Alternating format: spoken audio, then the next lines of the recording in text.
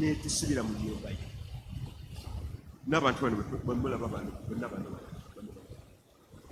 kati Mukama n'atussaako Mwoyo Mutukuvu tutandika okusinza ne tusinza bwe tuba tusinza omukyala yali yafunye bw'atyo mweyembeera bw'etyo n'atandika okuyimuka nga akwata ku mmeeza ng'azigoberera bw'ati naye nga amuvinga ng'ali ku mmeeza bw'ati azigoberera ali ku maviivi ge eventually omukyala n'ayimirira ku magulu ge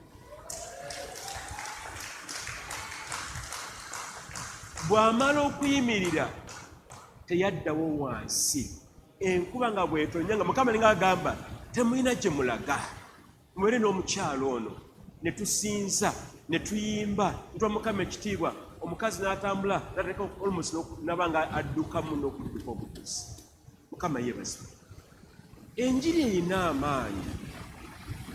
eyina amaanyi neefe abalemesa Katonda bwe bw'ojeema ogenda mu maaso ga Katonda Mukama oba omulemesezza mukyala Ssemakula asaba ojje kati buli lw'osalawo obutabulya njiri eyo Mukama oba olemesezza okubaako kyakola Mukama yeebazibwe tugenda okumala okuvaawo byali bingi ebyaliwo olunaku olwo nga omukyalo ng'omukyalo ono atambula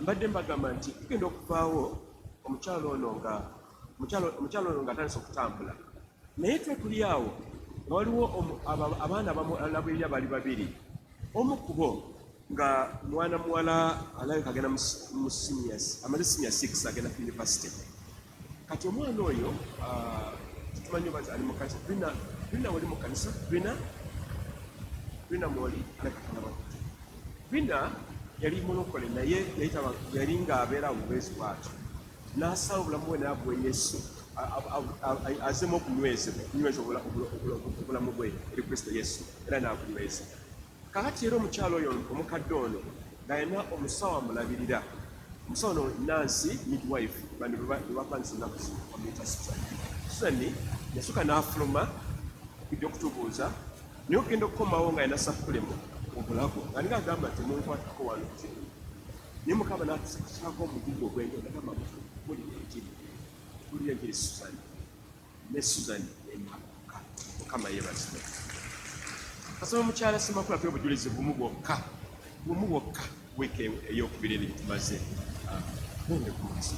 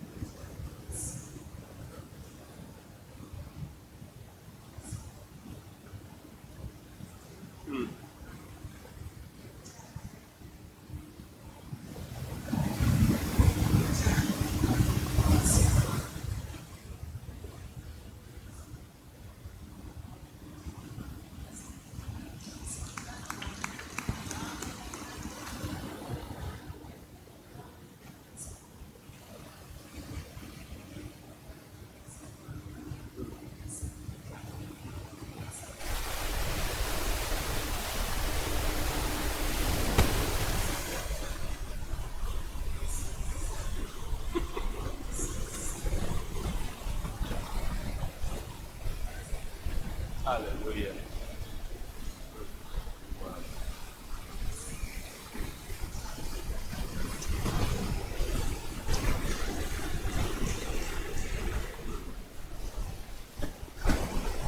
Kuliko Yesu mu ngalo kubale nnyo Anti Ssemakula olw'obujulizi obwo bwa Katonda nga bwe tugambye wiikendi ey'okubiri eweddeko abantu 27 baalokoka bantu 59 bwe twagulira 2 olaba nti namba yali ntono nnyo okubanga mukama yatusibirawo mu kyalo etumala obudde bulungi n'olweddaku lwali bwe lutyo bamula abalwadde ku kitundu bagenda omwami musisi mubuuzaako nebulwadde oluvanyuma lwamuyita mwami Richard atusimbire yani makulu eri bagenda tumulabako tumubuuzaako tukiriza nti mukama agenda kukolera amagero bingi nnyo ddala kubanga ajje mukama amwesigwa.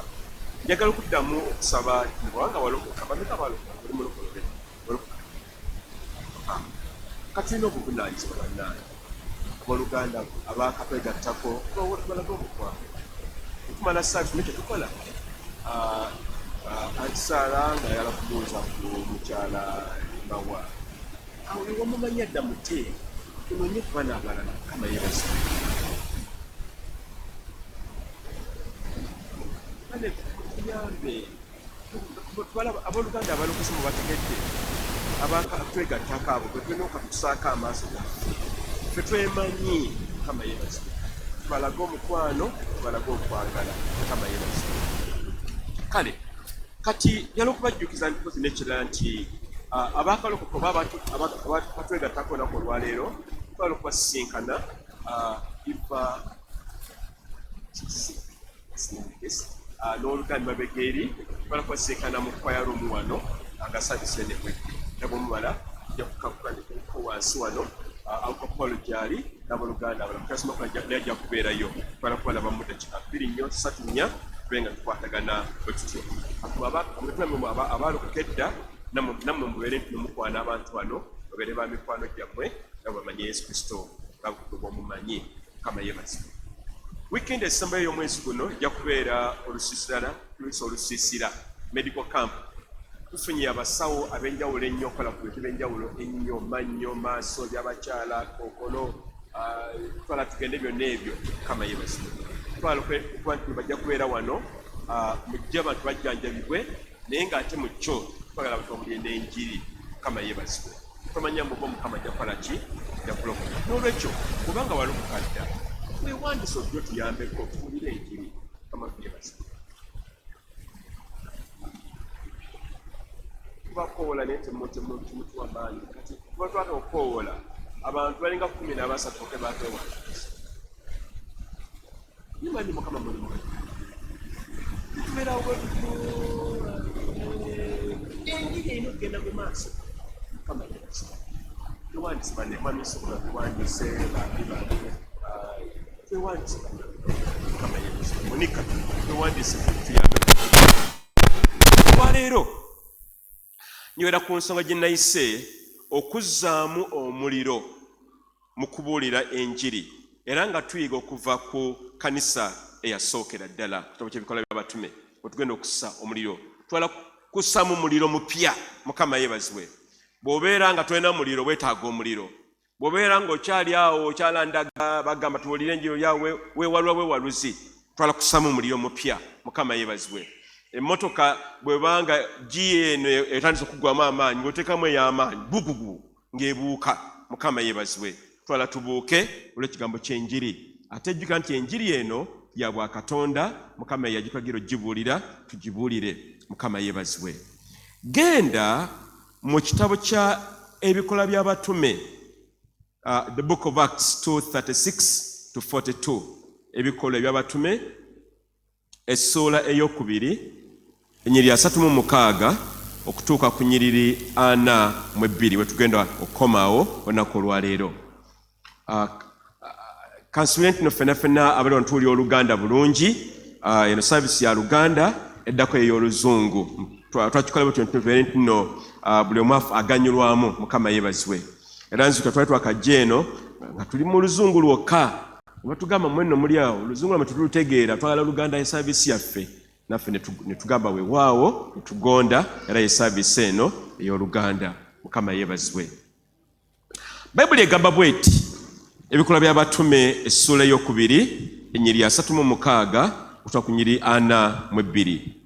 Kale kati jjukira nti nno ebigambo bino omutume Peetero yabyogera nga Omwoyo Mutukuvu amaze okukka wansi. Yesu yabagamba nti teba mu Yerusaalemi okutuuka nga mumaze okufuna Mwoyo Mutukuvu.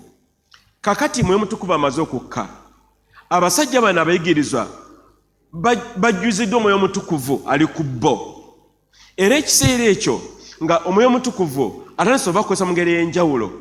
Kakati Peter bamugamba, mwenno muli wano mwogera ennimi naye muli batamiivu. Peter bagamba, tetuli batamiivu. Sawa za kumakya zali sawa nga 3 Mwoyo Mutukuvu yakkira. Nabagamba tulaba kutamiira. Tujjuziddwa Mwoyo Mutukuvu yatuganira mu nnimi zino. Kakati Petero ono ayongerako kyali ayogera mu nnyiriri 36 paka sula eyo lwe yaggwako. 36 gamba bweti. Kale Peter ayogera, mazima bamanye ennyumba yonna ya Isirayiri nti Katonda yamufuula Mukama era Kristo. Yesu oyo gwe mwakomerera. 37. Awo bwe baawulira ebyo emitima gyabwe ne gibaluma, ne bagamba Petero n'abatuma abalala nti abasajja abooluganda, tunaakola tutya? Petero n'abagamba nti mwenenye mubatizibwe buli muntu mu mmwe okuyingira mu linnya lya Yesu Kristo okugibwako ebibi byammwe. Munaaweebwa ekirabo gwe Omwoyo Omutukuvu, kubanga okusuubizibwa kwammwe era kw'abaana bammwe n'abo bonna abali ewala, bonna abaliyitibwa Mukama Katonda waffe. Era n'abategeeza mu bigambo ebirala bingi n'ababuulirira ng'agamba nti mulokolebwe mu mirembe gino egyakyama. Awo abakkiriza ekigambo kye ne babatizibwa, ne bongerwako ku lunaku luli abantu 3,000, ne baba nga banyiikiranga okuyigirizibwa kw'abatume era ne mu kussa ekimu ne mu kumenya emigaati ne mu kusaba. 43. Buli muntu n'atya ebyamagero bingi n'obubonero n'ebikolebwa abatume.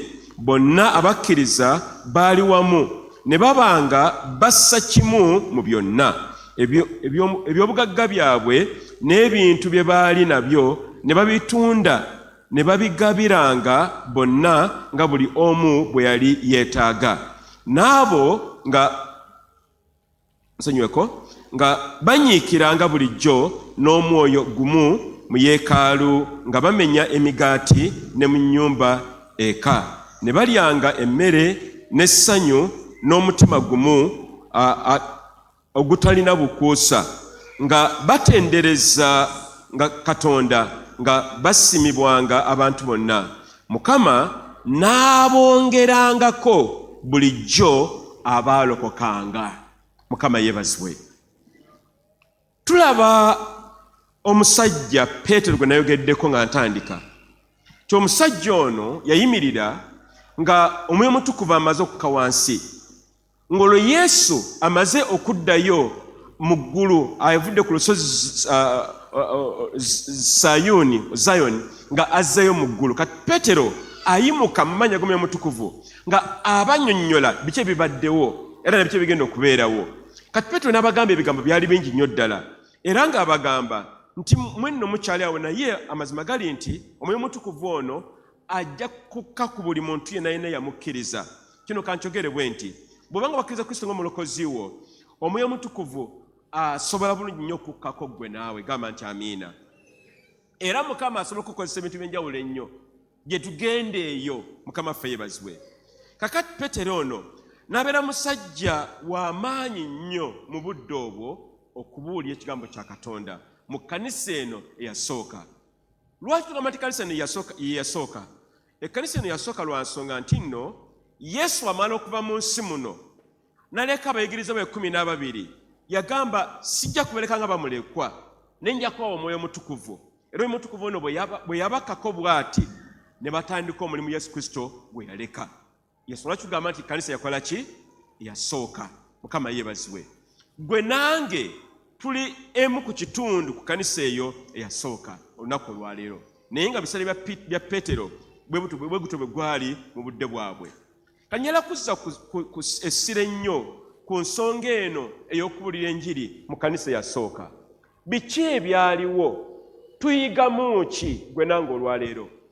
Tuganyulwamu tutya mu njiri eno ebikolwa by'abatume essula ey'okubiri gwe nange mu guno omwezi wa bino ebiseera eby'okubuulira ekigambo kya Katonda? Kati ebigambo bino bye tusomye biraga omulamwa, biraga ki ekikulu ekirimu ekkanisa eno yasooka mu kubuulira enjiri obanga ennaku za Pentekooti ziwedde. Peetero nga batugambye yali yajjuzibwa Omwoyo Omutukuvu era ng'ebigambo yali ayogera byali bya Mwoyo Omutukuvu. Kino nakyo kankiyisewo nti no bw'otandika okubuulira ekigambo kya Katonda Mwoyo Omutukuvu akukkako mbagirawo. Lwaki? Kubanga kyokola kya butukuvu. Mukama yeebazibwe. Oba ojja abantu okuva mu nsi eya Setaani oba mu kizikiza ng'obazza mu nsi ekitangaala ya Kristo Yesu. Kati buli lwokola kino ky'obwa Katonda Mwoyo Omutukuvu abeera wamu naawe. Ate n'ekyokubiri nti olwo oba oli mu kwagala kwa Katonda okubuulira enjiri kigambo kya Katonda era buli lw'okikola Mwoyo Omutukuvu abeera wamu naawe. Kati ekkanisa eno yasooka yabuuliranga enjiri mu maanyi gano aga Mwoyo Omutukuvu. Babuli egambye ne bakolanga ebyamagero n'ebikolwa wamu n'obubonero obw'amaanyi nga Mukama abakolera mu bo. Si bo baalinga babikola, baalinga bibya, babanga makubo Mukama gakoleramu okuba nti abantu bano bawonyezebwa okola ebyamagero bya Katonda. Wadde obujulizi obw'omukyalo ono Mukama gwe yakwatako tegaali maanyi gaffe nti omukyalo ono Maama Anita Nampala asobola okutambula, naye amaanyi ga Katonda bw'obuulira enjiri gabeera wamu naawe gwe. Ate balina enjiri teri kugamba nti nno wakalokoka, era tubagamba oba wakamala okulokoka naawe kiggwanidde okubuulira enjiri eyo. Lwaki? Erimu amaanyi. N'ekyokubiri oyamba abalala obutagenda mu Geyeena n'okudda mu nsi entukuvu ey'ekitangaala kya Katonda. Ekkanisa yasooka yabuuliranga enjiri ng'eyogera ku Yesu Kristo yekka. Era ekkanisa eno yasooka ng'eyogera ku Yesu ono eyafa n'aziikibwa naye n'ayimuka okuva mu bafu. Yali enjiri yabuulirwanga mu budde obw'ekkanisa yasooka nga babuulira ku Yesu yekka. Yesu, okufa kwe n'okuzuukuka mu bafu oba okuzuukira mu bafu. Era enjiri eno yalinga y'amaanyi nnyo ng'abantu bagiwuliriza era nga balokoka. Era ekkanisa eno yabuuliranga ku kigambo eky'okwenenya ebibi byaffe. Enjiri gye tulina okubuulira be bantu okwenenya ebibi byabwe, kuba bw'obeera mu kibi todda eri Katonda, odda eri Sitaani. Bw'obanga towenenyeza bibi byo, olwo ebibi by'okoze bikutwala mu Geyeena. Naye bwe tubyenenya tudda eri Katonda. N'olwekyo tubeera baana ba Katonda. Kati enjiri gye tulina okubuulira, gye tusula, gye tubeera, gye tugula ebintu bye tukozesa byonna ennaku era njiri yakwenenya ki? Bibi. Babuli egamba empeera y'ekibi kukola ki? Kwe kufa. Mukama tayagala tufe, ayagala tubeere balamu. Y'ensonga lwaki enjiri eno ebuulirwa abantu baleke okufa naye badde eri Katonda. Buli wotagibuulira enjiri eno abantu bajja kufa. Ani Mukama agenda okunenya? Yeggwe amanyi n'otagaba na ky'oyina.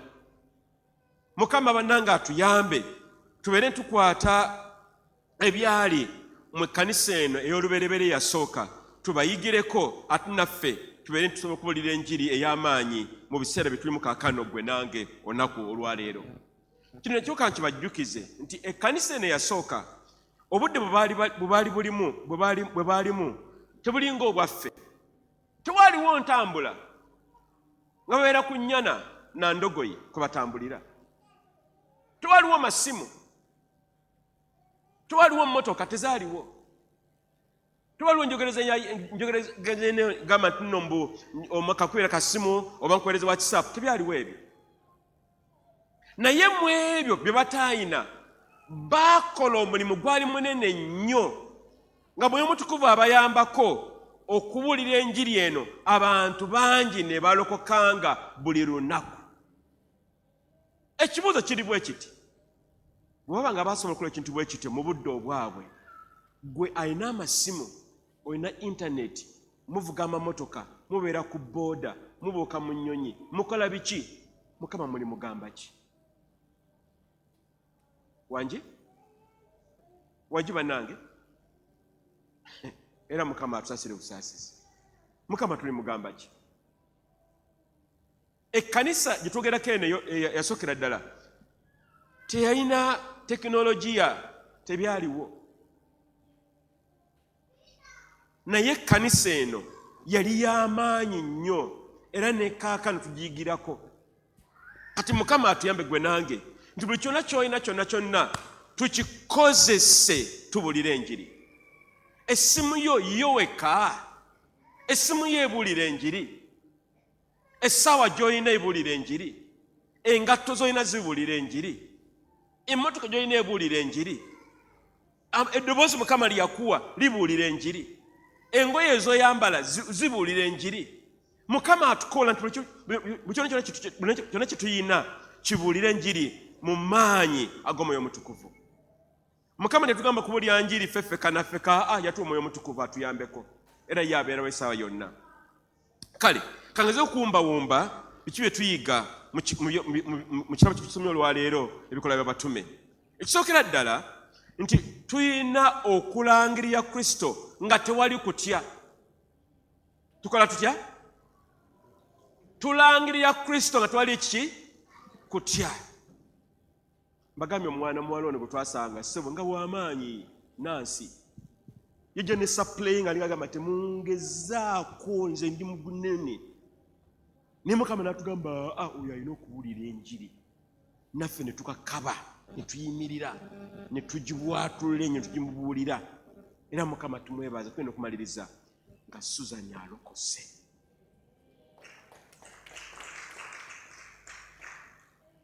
Abamu ku bantu batasuubira kulokoka bajja kulokoka. Bahaaji bajja kulokoka. Abasajja ab'amaanyi balokoka. Mukama yeebazibwe. Tubuulire enjiri ya Kristo owatali kutya wadde n'akatono. Kubanga munene ali mu ffe okusinga ali ki? Ali mu nsi. Yesu gw'oyina mulokozi w'amaanyi. Teri amweka na Katonda. Abamu ku ffe ne tujugumira naye Mukama n'agitandika atya ye banaagamba bati nobeera ku bonkenke. Tutambule n'amaanyi. Oluganda nzize olwaleero. Amaanyi ampitibwa Ssebuguzi Godson. Naye olwaleero njala kukubuuza ekibuuzo ssebo nnyabo. Weewulidde ku Yesu Kristo omulokozi wo? Ye amateeka gana ana waliwo gawuliddeko. Ojjukira amateeka gaffe agasooka ana agajjukira. Mu katabo kaffe kali ke twayitamu wiiki eyaggwa ani agajjukira? Kambajjukize. Etteeka erisooka Katonda akwagala. Otandikiraawo kuba Mukama kwagala. Yesu ng'ekyo Mukama yakutonda era ntenya okubagamba yakutonda toli mbizzi, toli mbuzi, oli muntu. Olowooza era olaba. Wentandikiraawo. Mukama yeebazibwe. Oli bw'awulira ekyo nagamba Mukama njagala. Nemugamba kati naye waliwo obuzibu bwagwawaawo. Mukama yagala nnyo omuntu n'akola enteekateeka nnungi omuntu ate n'ayonoona. Ekibi ne kyawula omuntu omwonoonyi ne Katonda omutukuvu. Ne mbawo ekyokulabirako omwana bw'aba yeepamidde nga yeefukidde alina ettaka ne bw'abeera mwana wo toyinza mumusitula n'omuteeka mu kifuba kyo nga bw'ali. Okikola ekyo. Esita okisobola kikola ekyo? Tukubira Esita mu ngalo. Esita yalokoka. Esita yali musiraamu. Esita bw'amala okulokoka n'atugamba n'erinnya mulikyuse. Yali ki? Yali Hajara. Kati ng'ekitwali mu mwezi ogwa Esita ne mugamba erinnya lyokuva n'olyo linnya lyani? Ye Esita. Ono ye Eseza waffe. Mukama yeebazibwe.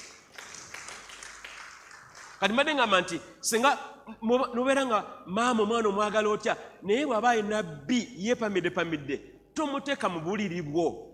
Osobola okukikola maama? Ye omwana omukasuka bweru eri okikola ekyo? Okola otya? Omuteeka mu bensa n'okola ki? N'omulongoosa. Bw'omala ekyo ng'olyoka okola otya? Mu kifuba. Kati mu ngeri y'emu ekibi kino kibeera ne Katonda. Mukama nayinza twaniriza nga tulina ebibi byaffe. Kati eyo ensonga yakubiri. Ey'okusatu Yesu bwe yajja n'agenda ku musaalaba e Gologoosa n'ayiwa omusaayi gwe. Omusaayi ogwo gwe gutunaazaako ebibi. Olwo nno Mukama n'alokatwaniriza njala nnyo n'okubawa ekyokulabirako nti Yesu Kristo lwe lutindo kwe tuyita okudda eri Katonda. Ensonga eddako eyokuna ye wandyagadde okotalya Yesu ono ng'omulokozi wo. Babuli egamba nti okkiriza na mutima gwo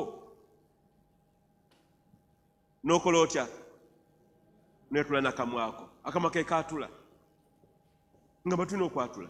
Era nembawo ekyokulabirako bw'oba ogenza okugula ekintu mu dduuka n'otuka mu dduuka n'oyimirira bw'oti n'otunula butunuuzi nga twenogedde kyekibeerawo.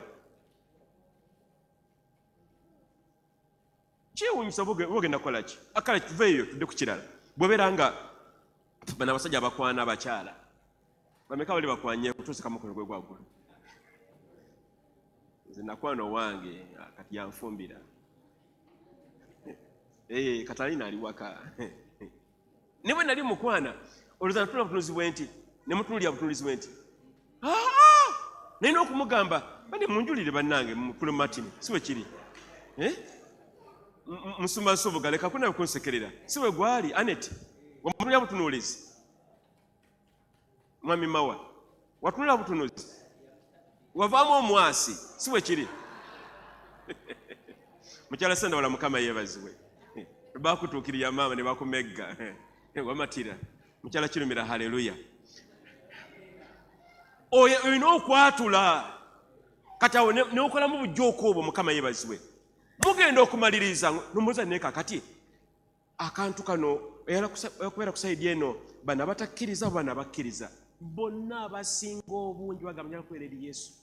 Ate kava n'agamba nti njala kudde nomugamba katuddemu essaala yaffe. Mukama yeebazibwe. Ng'enjiri egenze tuleka okutya okubuulira enjiri. Mukama tuwa omwoyo w'amagezi okubuulira enjiri. Abantu balina okulokoka. Mukama yeebazibwe. Ensonga ey'okubiri kitulaba mu kkanisa eno ey'okubiri ey'oluvannyuma kwe kubeera nti nno baayitanga abantu okwenenya n'okubatizibwa. Teriyo kkuba ddala kujja mu bulokozi nga twenenyeza bibi ebyo. Tulina okwenenya buli kinoomu awatali kutaliza. Tulina okwenenya ebibi. Era awo enjiri weetandikira. Mukama yeebazibwe. Bw'omala okwenenya ebibi bwo ne tukubatiza mu mazzi amangi mu abatanaba kubatizibwa. Ebbatizo liri wano wennyini wano liri wano. Tugulawo buguzi ne tukunyika mu mazzi amangi. Era mu mwezi ogwa April Sunday yeddako ey'okubiri tujja kuba tubabatiza mwenna abatabatizibwanga. Mukama yeebazibwe. Enjiri yaabwe ng'egamba mwenenye mubatizibwe buli omu ku mmwe mu linnya lya Yesu Kristo mulyoke musonyiibwe ebibi byammwe byonna. Mukama atukowoola tuyigire ku kkanisa eno eyasooka ey'olubereberye naffe tubenga tuteeka mu nkola bye bakolanga ebirungi. Ensonga ey'okusatu okunywezebwa mu njigiriza y'abatume n'okukuŋŋaananga. Baanyweza ensonga eno okuba nti bayigirizibwa mu njigiriza eno ey'abatume. Yali njigiriza ki eno? Yali ekigambo kya Katonda. Bwe mwali okwenenya ebibi, mwe mwali okuba nti tukoola Mukama atulokole, y'enjiri gye baabuliranga yeeyo. Mu kyo nga mulimu okwenenya ebibi, naye nga bamala okwenenya ebibi byo ng'olina okubatizibwa amazzi amangi. Mukama yeebazibwe. Abamu ku ffe twabatizibwa buno bwe bayiwanga mu kyenyi nyala kitaffe n'eri omwana n'eri omwoyo omutukuvu. Embatizo eyo baagijjawa? Mu Bayibuli teriimu. Bayibuli erimu baagenda mu mugga Jordani ne babbira mu mazzi mwennyininyini mazzi amangi. Lwaki? Akabonero akalaga okufa ng'oli wansi n'okuzuukira ng'oyimuse mu mazzi amangi. Y'enjiri gye baabuliranga. Era naffe gye tulina okubuulira. Mwene ekkanisa gye tubulire yeeyo. Teri kwekkirira nnyo wadde n'akatono. Mukama atukowoola tugere ku kkanisa eno ey'olubereberye. N'ensonga ey'okuna nti waaliwo okugaziya obuyinza bw'enjiri n'okukula mu bintu eby'omwoyo. Waaliwo okugazibwa byonna ebyo naye ate n'okukula mu bintu eby'omwoyo.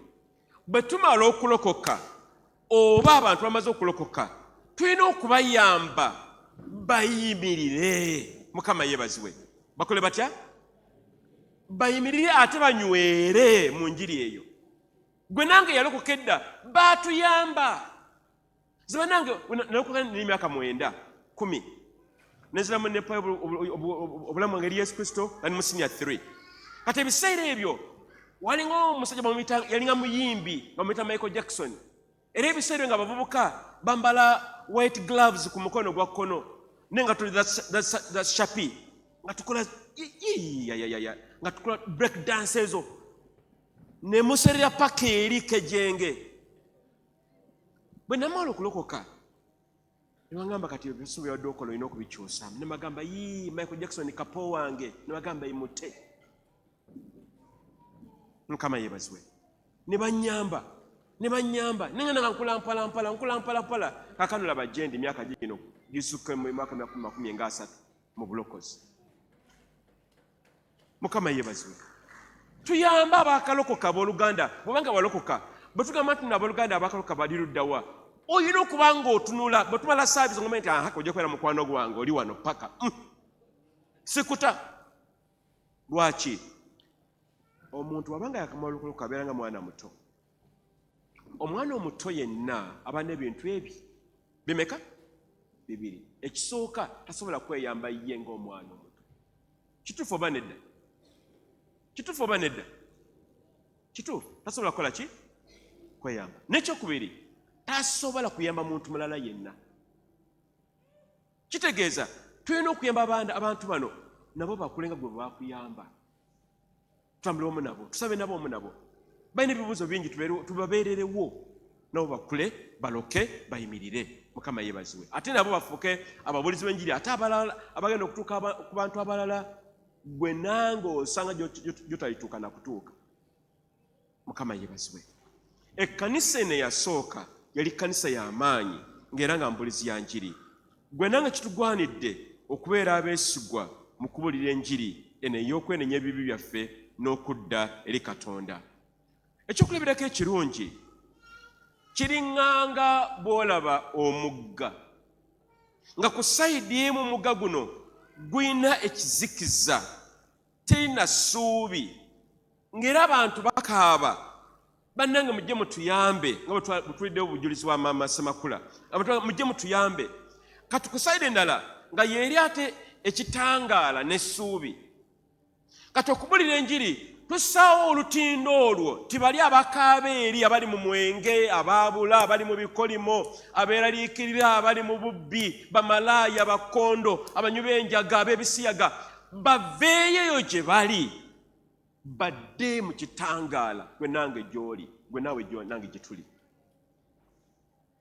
Yenjiri eyo bwotyo bw'oba okiraba gwe olina omuliro, olina ttooki, olina tabaaza, bali tebalina.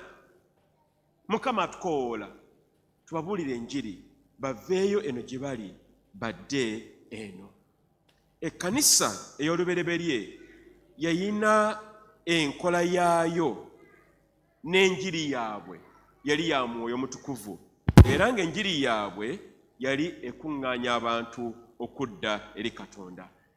Ekkanisa eno eyasooka yayina obumu nga twali kweyawulayawula. Baalyanga wamu, baatuulanga wamu, bakolanga wamu. Naffe Mukama atukoola tubeere ki?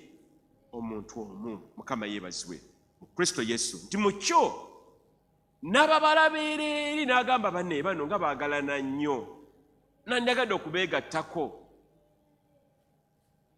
Ne bwe tweyawulayawula anayagala okwegattako yawudde taliyo. Mukama atembe bantu tubeere bumu, tubeere omuntu omu, twagalanenga, tubeerengawo eri buli kinnoomu mu buli ngeri zonna. Njagala tulabe kilipu eno mangu 2 nnyo kali ku media mu katwe. Katambi kano dakika tono nnyo tukalabe buli bubiri actually tulabe mangu nnyo mu ngeri y'emu etuwulidde enjiri eno olwali amaaso ku lutimbe. Did you know the greatest gift you can give to God is not money, not fasting, and not even prayer? It's something most Christians rarely talk about. Many believers think the best way to please God is through offerings, long prayers, or powerful fasting. And while those things are important, Jesus revealed something even closer to the heart of God. What truly brings joy to heaven, what truly touches the heart of God, is when a lost soul returns back to him. Jesus revealed this powerful truth in Luke 15 when he said, "I tell you, there will be more joy in heaven over one sinner who repents than over 99 righteous persons who do not need repentance." Luke 15:7. Think about that. One sinner, one broken life, one person who thought they were too far gone. When that person turns back to God, heaven celebrates. Jesus also showed this through the parable of the lost sheep in Luke 15. A shepherd had 100 sheep, but when one was lost, he left the 99 and went searching until he found that one. Why? Because every soul matters to God. The Bible also teaches something powerful in James 5. Whoever turns a sinner from the error of their way will save a soul from death and cover a multitude of sins. James 5:20. And Jesus gave his followers a mission in Matthew 28. Go therefore and make disciples of all nations. This shows us something important. When you help someone find God, when you lead someone out of darkness, when you guide a sinner back to the Father, you are doing the very mission Jesus gave to the world. And in that moment, you give God something that money cannot buy, something fasting cannot replace, and something prayers alone cannot accomplish: a soul returning home. So never underestimate your testimony. Never underestimate your words. Never underestimate the power of sharing the truth, because somewhere, someone is waiting to hear the message that will change their life forever. And when that lost soul finally returns to God, heaven rejoices. Type, Lord, give me the grace to win souls for you. In the comments, if you believe in God, please like, share, and follow for more powerful Bible revelations that many Christians. Did you know the greatest gift? The next one.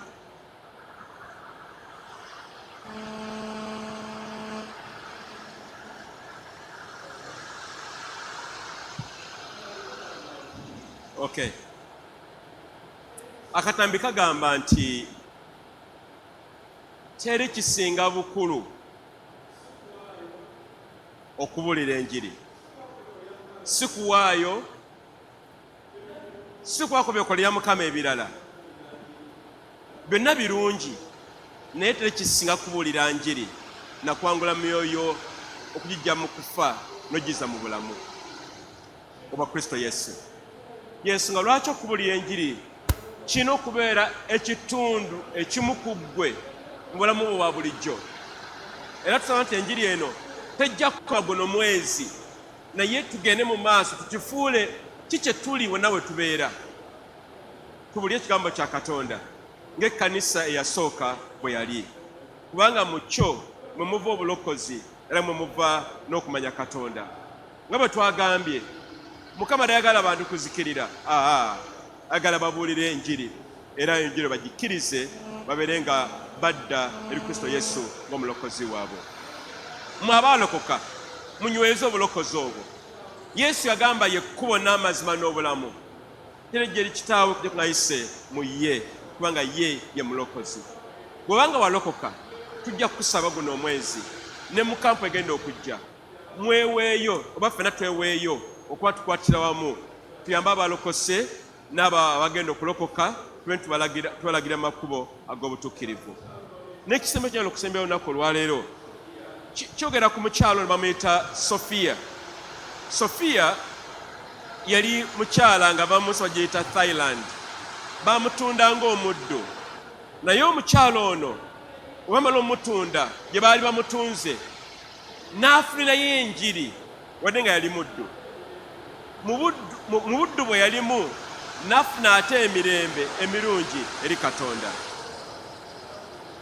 Era awo we njagala okukoma olunaku olwaleero.